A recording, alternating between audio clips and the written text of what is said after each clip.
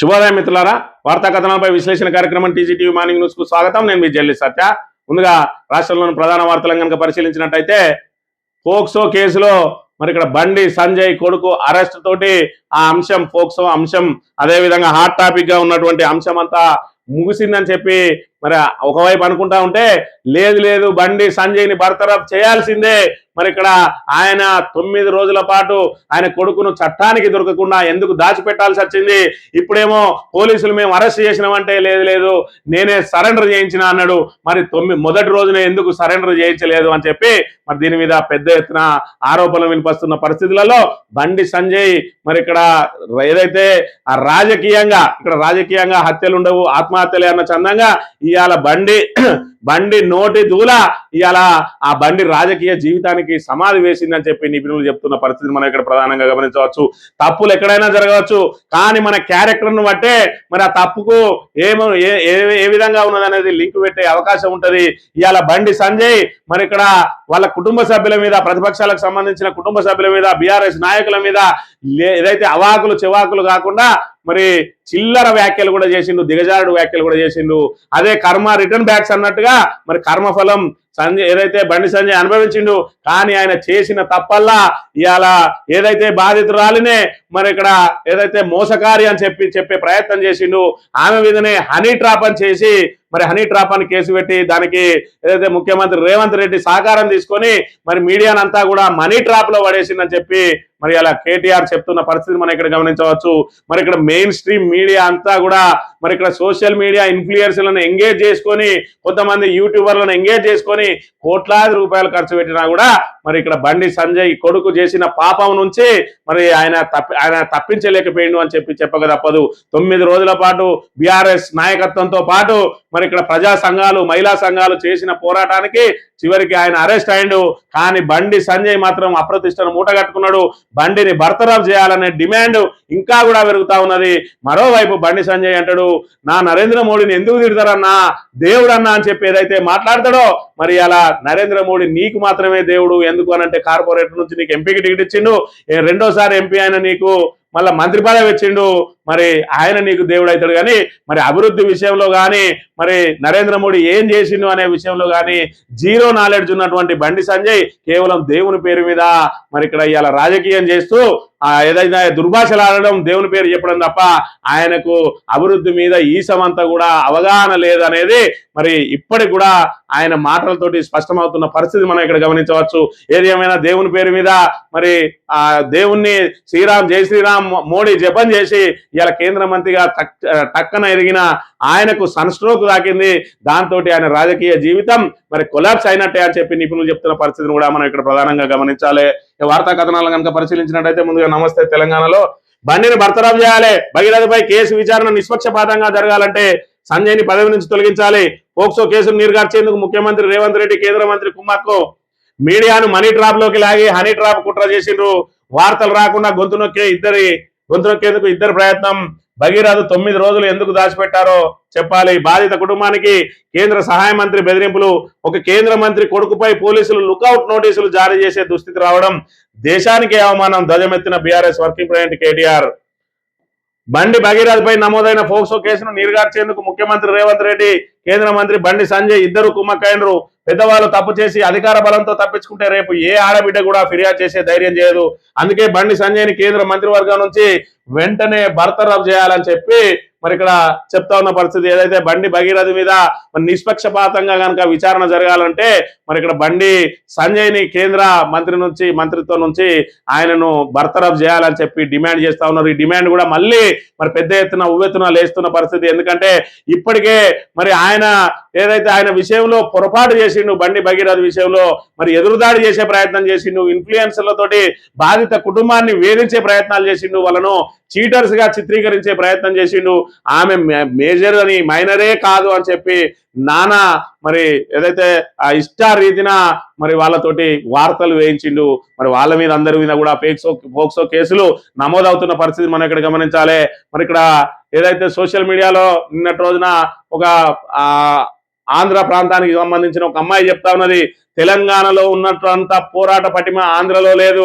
ఇవాళ ఒక కేంద్ర మంత్రి కొడుకు, ఒక ముఖ్యమంత్రి మరి వాళ్ళకు సహకారం అందించినా కూడా ఇవాళ అక్కడ ఉన్న తెలంగాణ ప్రజలందరూ కూడా పోరాడి 9 రోజుల తర్వాత మరి ఆ కేంద్ర మంత్రి కుమారుణ్ణి అరెస్ట్ చేయించగలిగినరు అనంటే తెలంగాణ ప్రజల పోరాట పటిమ ఆ విధంగా ఉంటుందని చెప్పి ఆంధ్రోళ్ళు కొనియాడుతా ఉన్న పరిస్థితిని చూసుకున్నట్టయితే తెలంగాణ ప్రజలు మరి ఇక్కడ ఖచ్చితంగా ఏదన్నా ఎత్తుకున్నారు అంటే దాన్ని పూర్తయ్యే వరకు వదలరు అని చెప్పి బండి సంజయ్ కొడుకు కేసు తోటి మరోసారి తేటతెల్లమైంది. అయినప్పటికీ కూడా మరి ఖచ్చితంగా బండిని బర్తరఫ్ చేయకపోతే ఇంకా కూడా పోలీసులు ఆయనకు అనుకూలంగా పనిచేసే ప్రమాదం ఉన్నది. కాబట్టి కేంద్ర ప్రభుత్వం తక్షణం మరి ఇక్కడ ఆయనను బర్తరఫ్ చేయాలని చెప్పి కూడా డిమాండ్ వస్తున్న పరిస్థితిని కూడా మనం ఇక్కడ గమనించాలి. మరోవైపు చూసుకున్నట్టయితే మీడియాలో మరి ఇక్కడ బండి సంజయ్ కొడుకు కేసుకు సంబంధించి ఒక చిన్న వార్త కూడా రాయలేదు. ఆంధ్రజ్యోతి అయితేంది, ఈనాడు అయితేంది, మరి వెలుగు అయితేంది, మరి ఎవ్వి కూడా ఆఖరికి సాక్షితో సహా ఎవ్వి కూడా రాయలేదు. ఒక నమస్తే తెలంగాణ మాత్రమే ఆయన చేసిన పాపాలన్నింటినీ కూడా మరి ఎండగట్టుకుంటూ వచ్చింది. దానికి సోషల్ మీడియా తోడైంది, ప్రజా సంఘాలు తోడైనాయి, బీఆర్ఎస్ లీడ్ తీసుకున్నది. దాంతో మరి ఇక్కడ బండి పాపం పండింది అని చెప్పి చెప్పక తప్పదు.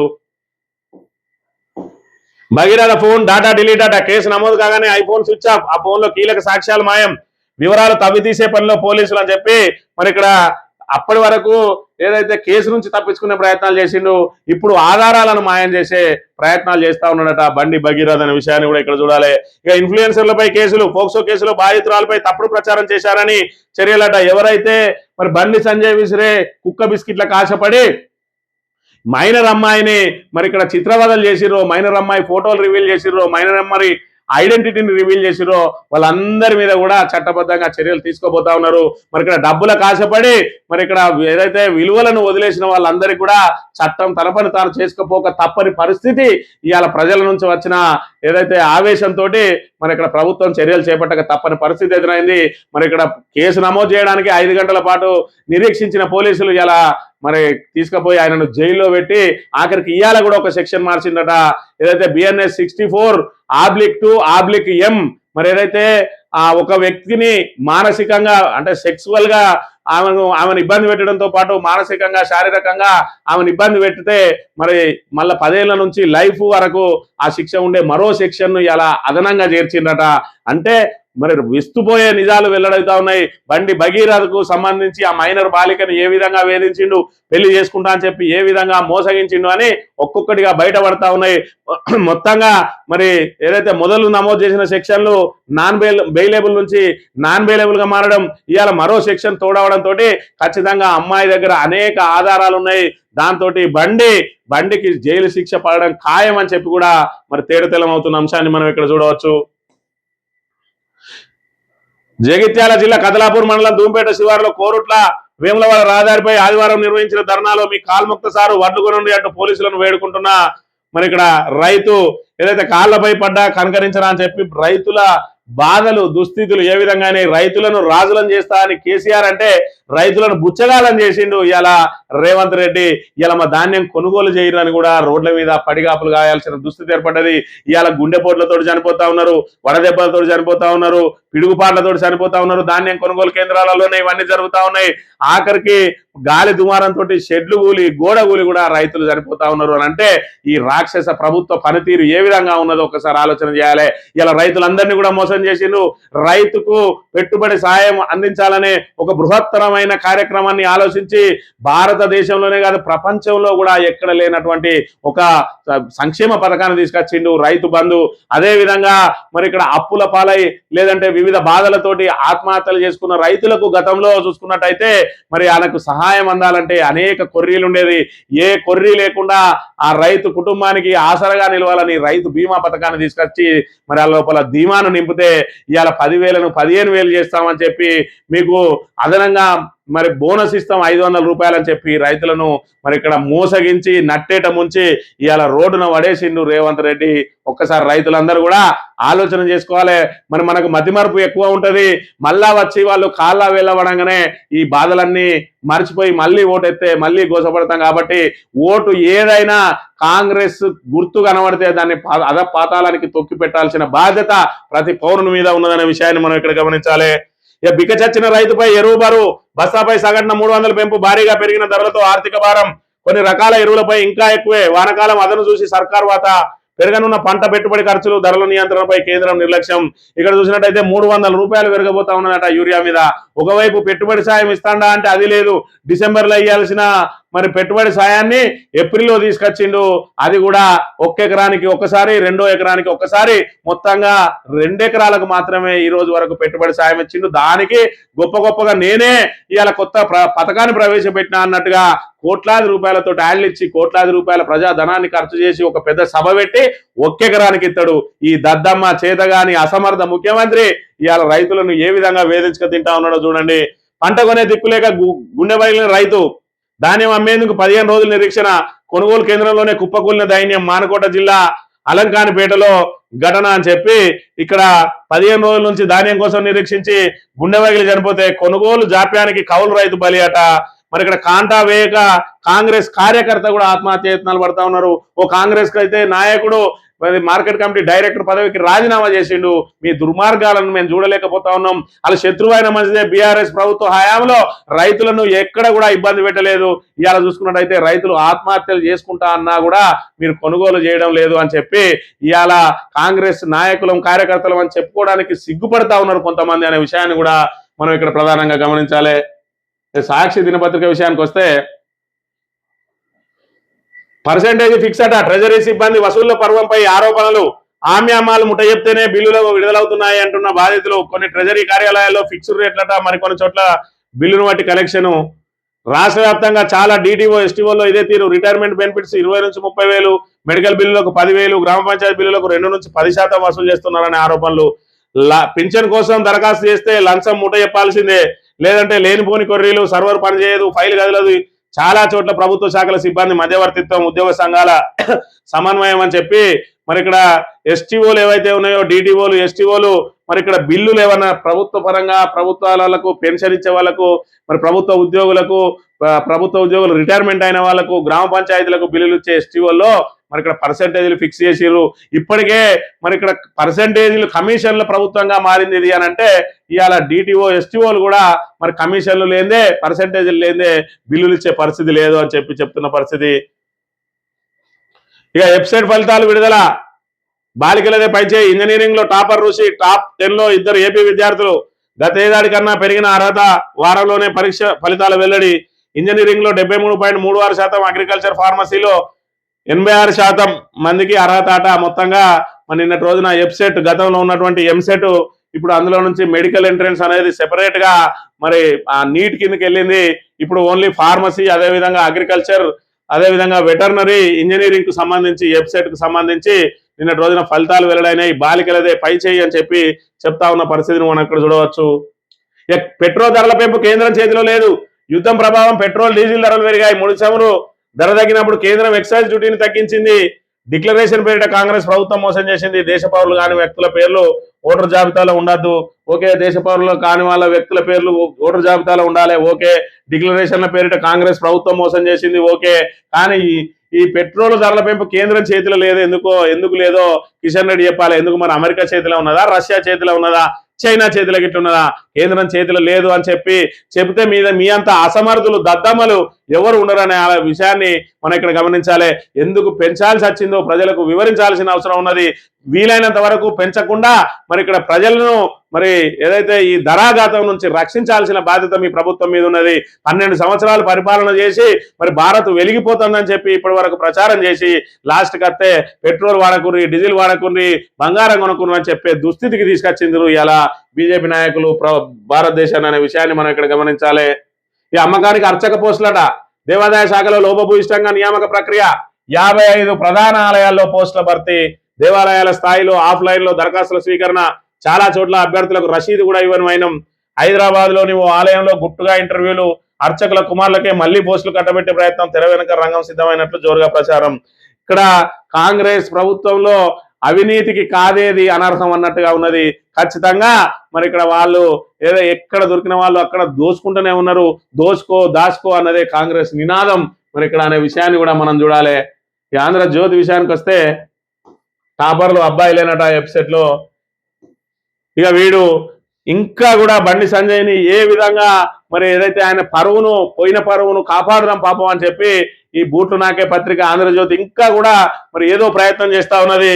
సాధారణ ఖైదీలతోనే భగీరథట అంటే, లేకపోతే మరి అక్కడ కూడా కొంచెం మంచి మంచి కోటీశ్వరులను తీసుకొచ్చి ఆయనతో పాటు పక్కన పెట్టాలనేమో కానీ సాధారణ ఖైదీలతోనే భగీరథ కాకపోతే ఈయన కిరీటాలు పెట్టి మరి అక్కడ సోఫాలు పెట్టి ఏసీలు పెట్టి ఇట్లా ఉంచుతారా? మరి వీడు ఏం చెప్పదలుచుకున్నాడో ఒకసారి చూసినట్టయితే, విచారణ ఖైదీలు ఉండే బ్యారెక్ కేటాయింపు, ప్రత్యేక సౌకర్యాలే వీలేమన్న జైలు అధికారులు, మాంసాహార భోజనానికి భగీరథ నిరాకరణ, పాలు బ్రెడ్తో సరిపెట్టుకుంటున్న తీరు, ఆదివారం కావడంతో ములాఖతులోనూ ఎవరు కలవడానికి రాలేదన్న జైలు సిబ్బంది, భగీరథ ఫోరెన్సిక్ ల్యాబ్ కు బాధితురాలు తల్లి ఇచ్చిన ఆధారాలు కూడా, 10 రోజుల కస్టడీ కోరనున్న పోలీసులు బాలిక తల్లి ఫిర్యాదులో పేర్కొన్న నేపథ్యంలో బండి సంజయ్ వాంగ్మూలం కూడా తీసుకునే అవకాశం అని చెప్పి మరి ఏదైతే మాంసాహార భోజనానికి భగీరథ నిరాకరణ, పాలు బ్రెడ్ తోటి సరిపెట్టుకున్నామట. అక్కడ పాలు బ్రెడ్ తోటి సరిపెట్టుకుంటే ఏంది, గంజి నీళ్ళతో సరిపెట్టుకుంటే ఉంది. వాడొక మరి ఏదైతే మైనర్ అమ్మాయిని ట్రాప్ చేసి మరి ఆమెను మోసం చేసి శారీరకంగా వాడుకున్న ఒక ఏదైతే నేరస్తుడు, ఆ నేరస్తునికి మనం ఎలివేషన్ ఇవ్వాల్సిన అవసరం లేదు. ఇప్పటికే మరి మీరు బండి సంజయ్ బూట్లు నాకి ఇవాళ మీరు ఏదైతే ఆయన పేరు కూడా వేయకుండా మరి ఆయన కేసు కాకుండా ప్రయత్నాలు చేస్తాం, మా మీడియానే మరి ఆధిపత్యం చెలాయిస్తుందని ఏదైతే అనుకున్నారో, సోషల్ మీడియా దెబ్బకు ఇవాళ మీరు మరి మెయిన్ పేజీలలో వార్తలు రాయాల్సిన దుస్థితి ఏర్పడ్డది. ఇంకా కూడా బండి సంజయ్కే మరి ఇక్కడ మేము కొమ్ము కాస్తాం, ఏదైతే నేరస్తులకే కొమ్ము కాస్తాం అంటే మళ్ళీ మీ ఈపులు కూడా చింతపండు చేయడానికి తెలంగాణ ప్రజానీకం సిద్ధంగా ఉంటారో ఆలోచన చేసుకోవాలి. ఈ ఆమెపై క్యాన్సర్ పంజా, రాష్ట్రంలోని క్యాన్సర్ బాధితుల్లో మహిళలే అధికులు, మొత్తం బాధితుల్లో 59.82% స్త్రీలే, ప్రతి 1,62 మంది ఆడవాళ్లకు మహమ్మారి, మగవారిలో ప్రతి 1,42 మంది బాధితులు. వయసు పెరిగే కొద్ది పెరుగుతున్న ముప్పు, మహిళల్లో రొమ్ము, గర్భాశయ, ముఖద్వార క్యాన్సర్ కేసులు అధికమట. రాష్ట్రంలో ఏటా సగటున 18,235 కొత్త కేసులు. క్యాన్సర్ అయితే మరి ఇక్కడ క్యాన్సర్ కు దీనికి సంబంధించి వ్యాక్సిన్ లేదు, దీనికి సంబంధించి మరి నివారణే కానీ అది రాకుండా చేసే ప్రయత్నం లేదు, దాన్ని పూర్తిగా తగ్గించే ప్రయత్నం లేదు. మరి ఇప్పటివరకు దానికి సంబంధించిన అయితే పూర్తి స్థాయిలో చికిత్స రాలేదు. మరోవైపు చూసుకున్నట్టయితే మహిళలే ఎక్కువగా క్యాన్సర్ వ్యాధికి గురైతా ఉన్న పరిస్థితి.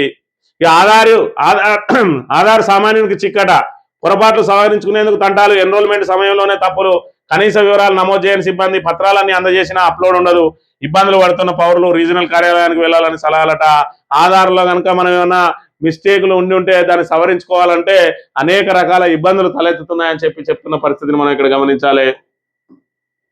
సంజయ్ని బర్తరఫ్ చేయాలి, కేంద్ర మంత్రి పదవి నుండి తప్పిస్తేనే నిష్పక్షపాతంగా పోక్సో కేసు విచారణ, కేసును నీరుగార్చేందుకు సీఎం కుట్ర, వాళ్ళ కుట్రలన్నీ కూడా బట్టబయలైనాయి. ఆఖరికి ఎంత కాపాడడానికి ప్రయత్నం చేసినా రేవంత్ రెడ్డి ముందే చెప్పిండట, నీకు హైకోర్టులో వాదనలు జరిగే వరకు, నీకు హైకోర్టులో బెయిల్ వస్తుంది అని కనుక నీకు ఆలోచన ఉంటే నీకు ఆ విచారణ జరిగే వరకు, హైకోర్టులో విచారణ జరిగే వరకు మాత్రం నేను అరెస్ట్ కాకుండా ఆపుతా, ఆ తర్వాత నేను కూడా మునిగిపోయే అవకాశం ఉంటుంది. కాబట్టి అక్కడ కనుక మరి అందులో బెయిల్ కనుక మీకు రాకపోయి ఉంటే ఖచ్చితంగా నీ కొడుకును మరి ఇక్కడ సరెండర్ చేయించాలని మరి ఇద్దరి మధ్యలో ఒప్పందం జరిగింది.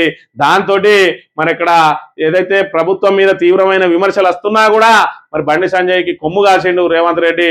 చివరికి హైకోర్టు బెయిల్ నిరాకరించడంతో మరి ప్రజల నుంచి వస్తున్న ఒత్తిడి, ప్రజా పోరాటాల మూలంగా మరి ఆయన సరెండర్ చేయించక తప్పలేదు, ఈయన తీసుకుపోయి జైలు వేయక తప్పలేదు అనే విషయాన్ని మనం ఇక్కడ గమనించాలి.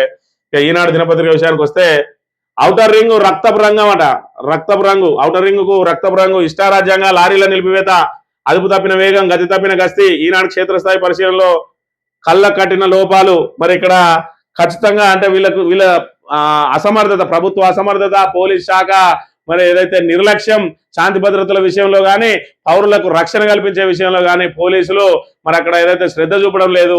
కేవలం ఏదైతే బీఆర్ఎస్ నాయకుల మీద కేసులు పెట్టడానికి చూపిస్తున్నంత ఉత్సాహం పౌరుల రక్షణ కోసం కానీ ఇవాళ పోలీస్ స్టేషన్లలో ఠాణా మెట్లు ఎక్కడానికి సామాన్యులు ఎవరు కూడా సాహసించడం లేదు. ఎందుకంటే అక్కడికి పోతే పైరవికారులదే రాజ్యం అవుతా ఉన్నది తప్ప సామాన్య ప్రజలను పట్టించుకున్న పాపాన పోలేదు. టాప్ టు బాటం హైదరాబాద్కు పోండి, లేదంటే మారుమూల పలిమిలకు పోండి, ఎక్కడ పోయినా కూడా నువ్వు పైరవకారినే పట్టుకొని పోవాలి, అది కూడా కాంగ్రెస్ నాయకుడిని పట్టుకొని పోవాలి. ఆయన జేబులు నిండితేనే ఈయనకు న్యాయం జరుగుతుంది. మరి అవతలోడు కనుక బరువు ఎక్కువ పెట్టినట్టయితే నువ్వు ఎవరినైతే తీసుకుపోయినావో వాడే నిన్ను పుట్టిముంచే ప్రయత్నాలు జరుగుతూ ఉన్నాయి. ఇవాళ పోలీసులు ఏదైతే పోలీసింగ్ అనేది పోలీసుల చేతుల్లో లేదు, కాంగ్రెస్ నాయకుల చేతులలో ఉన్నది. ఈ కాంగ్రెస్ నాయకుల అడుగులకు మడుగులొత్తడమే ఈ పోలీసుల పనిగా మారింది ఇప్పుడు అనే విషయాన్ని కూడా మనం ఇక్కడ గమనించాలి. 3 గంటల్లో హైదరాబాద్ టు ముంబై 3 రాష్ట్రాల్లో హై స్పీడ్ రైలు కారిడార్ ప్రాజెక్టు. తెలంగాణలో 93 కిలోమీటర్లు, కోకాపేట వికారాబాద్లలో రైల్వే స్టేషన్లు. మహారాష్ట్ర పరిధిలో 3 ప్రాంతాల్లో 35 కిలోమీటర్ల మేర భూగర్భ మార్గం అట. త్వరలో మరి ఇక్కడ హై స్పీడ్ రైలు రాబోతా ఉన్నదట. 3 గంటలలో హైదరాబాద్ నుంచి ముంబై వెళ్లే విధంగా మరి హై స్పీడ్ రైలు కారిడార్లు సెపరేట్ లైన్ ఇస్తా ఉన్నారు. ఎందుకంటే మరి హై స్పీడ్ రైళ్లతోటి మిగతా రైళ్లకు ఇబ్బంది జరిగే అవకాశం ఉంటాయి కాబట్టి దీనికి సెపరేట్ మరి వేస్తా ఉన్న పరిస్థితిని అయితే మనం ఇక్కడ చూడవచ్చు. సంక్షేమ గురుకులకు ఇక నెలవారీ బిల్లుల చెల్లింపు 221 కోట్ల విడుదల చేసిన ప్రభుత్వం. ఏదైనా మరి నిర్వహణ కోసం డబ్బులు ఇస్తే కూడా వార్తనే. మరి ఇక్కడ ఏదైతే మనిషిని కుక్క కడితే వార్త కాదు, కుక్కను మనిషి కడితే వార్త అన్నట్టు ఇవాళ మరి డబ్బులు చెల్లిస్తలేరు, మరి ఇక్కడ డబ్బులు రిలీజ్ అయితలేవు, మరి ఇక్కడ పెన్షన్లకు డబ్బులు రిలీజ్ అయితలేవు, సంక్షేమ పథకాలకు డబ్బులు రిలీజ్ అయితలేవు, ఇదేది కూడా వార్త కాదు. మరి ఇక్కడ గురుకులాలకు డబ్బులు రిలీజ్ అయినాయి, అదొక వార్త. ఇవాళ జీతాలు కథం పడతా ఉన్నాయి, అంగన్వాడీలో కూడా జీతాలు పడుతున్నాయి, అదొక వార్త. పెన్షన్ అట మరి ఇచ్చేస్తా ఉన్నారట, డిఏ చెల్లిస్తానట. ఈ ప్రభుత్వంలో డిఏ చెల్లిస్తానంటే ఒక వార్త. మరి పెండింగ్ బకాయిలు ఏవైతే ఉన్నాయో రిటైర్మెంట్ బెనిఫిట్లు అవి 200 కోట్లు రిలీజ్ చేసిరట, అంటే అదొక వార్త. ఇస్తలేరు అంటే వార్త అని అనుకునే ఉంటే ఈ పేపర్లు కూడా ఎవి కూడా చాలే. ఎందుకంటే ఎవరికి ఏమి ఇస్తలేరు. ఇవాళ రైతు బంధు ఇస్తలేరు, రైతు బీమా ఇస్తలేరు, మరి ఇక్కడ పెన్షన్ 2000 4000 ఇస్తలేరు, అదేవిధంగా కళ్యాణ లక్ష్మి తులం బంగారం ఇస్తలేరు, మహిళలకు 2500 ఇస్తలేరు, మరి అదే విధంగా ఏదైతే విద్యా భరోసా కార్డు ఇస్తలేరు, ఏది ఇస్తలేరు. ఏదన్నా ఇస్తే వార్త. అందుకే మరి అక్కడ ఆయన రైతు భరోసాకు 1 ఎకరానికి డబ్బులు ఇస్తే పెద్ద మీటింగ్ పెట్టుకున్నాడు, 2 ఎకరానికి డబ్బులు ఇస్తే ఇక్కడొక మీటింగ్ పెట్టుకున్నాడు, మళ్ళీ 3వ ఎకరానికి ఇవ్వాల్సి వస్తే మళ్ళీ మీటింగ్ పెట్టుకుంటాడు. ఇస్తే వార్త తప్ప ఇయ్యకుంటే వార్త కాదు. ఎందుకంటే ఇక్కడ ఉన్నాయన్నీ ఇయ్యని, ఏది కూడా ఇయ్యది కాంగ్రెస్ ప్రభుత్వం. ఏదన్నా ఇచ్చిందంటే మీరు అదృష్టవంతులు. కాబట్టి ఈ 2 సంవత్సరాలు ఆ కాంగ్రెస్ ఎప్పుడు విధులిస్తుందా, మనకు ఎప్పుడు వస్తాయా అని చెప్పి ఎదురు చూడడం తప్ప మనం చేసేది ఏమి లేదు. కాబట్టి ఖచ్చితంగా ఓటు అనే ఆయుధాన్ని మనం తప్పుగా వాడుకున్నట్టయితే ఇగో ఈ రకంగా తిప్పలు పడతాం. కాబట్టి ఖచ్చితంగా ఓటు అనే ఆయుధాన్ని మనం సక్రమంగా వినియోగించుకున్న రోజునే మనం మనలో పరిపాలించే నాయకుని సక్రమైన వ్యక్తిని ఎన్నుకుంటేనే మన రాష్ట్రం బాగుపడుతుంది, మన దేశం బాగుపడుతుంది అని మరోసారి ఆలోచన చేసి ఎన్నికలు ఎప్పుడొచ్చినా కాంగ్రెస్ ను భూస్థాపితం చేయాలని విజ్ఞప్తి చేస్తూ ఇది ఈ రోజు మార్నింగ్ న్యూస్. తిరిగి వెళ్దాం. Thank you very much.